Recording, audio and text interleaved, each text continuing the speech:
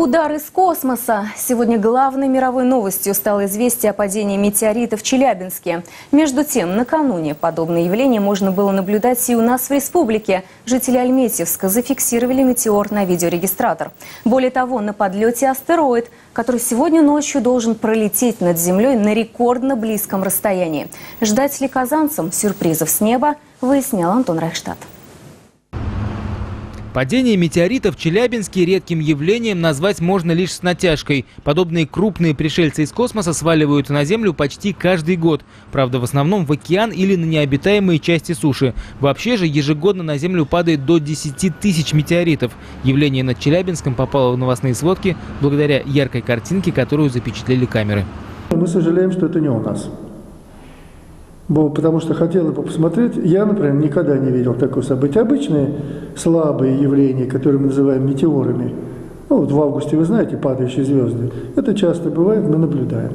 А вот такое, что более яркое, эффектное, к сожалению, не приходилось видеть. Подобное явление можно было накануне наблюдать и в Татарстане. Житель Альметьевска зафиксировал вспышку на видеорегистратор. В Казани, конечно, тоже нашлись те, кто видел нечто необъяснимое. Я так смотрю, думаю, вон очередной самолет полетел. А думаю, а что он такой красный какой-то, непонятный этот цвет.